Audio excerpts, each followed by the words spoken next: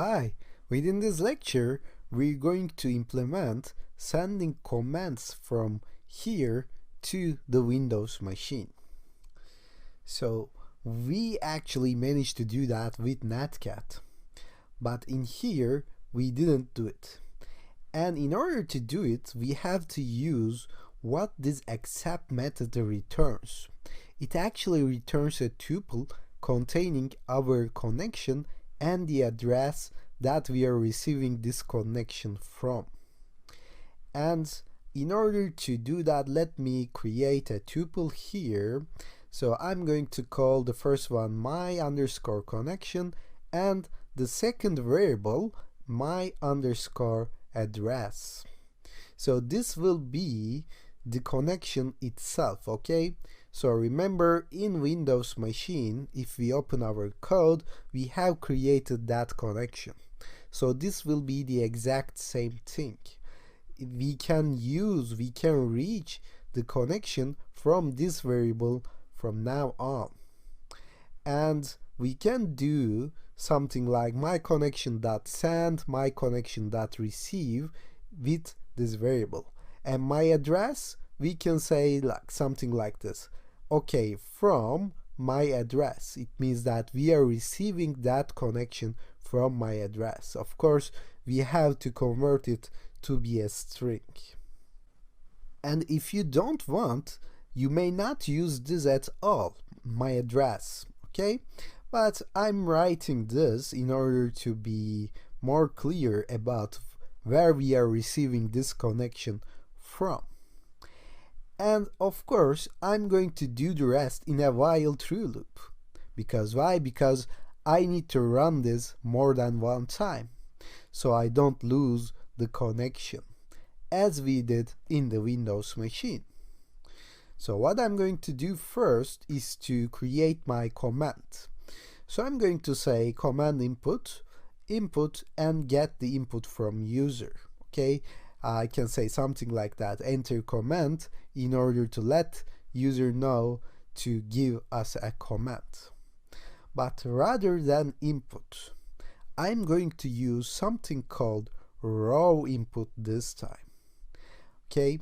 And this is written as this, raw underscore input. Why I'm doing this? Because this is actually Python 2 version of input. Input only works with Python 3.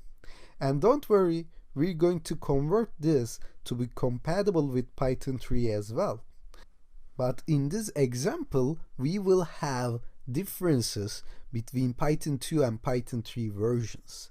And I want you to learn both of them. So we're going to first start with Python 2 as usual, and then we're gonna make our way up to Python 3 when we complete this. So I'm going to use this raw input because that's how it's done in Python 2, and don't worry, I'm gonna change this later on. So I'm going to say my connection.send, and I will send this command input. So it will send my command to the Windows machine. And suppose that I have sent this command, then I want to get command output here, right? And can I process that command in Windows right now? Of course, I have this while true thing going on in here, right? I am receiving this and I'm taking this to be executed in my Windows, then I'm sending back the command. So I don't have to write anything in Windows, but in here I have to say command output or command result, whatever you want to say, then get this with the same method, like my connection.receive. And I will give the same thing 1024 kilobytes.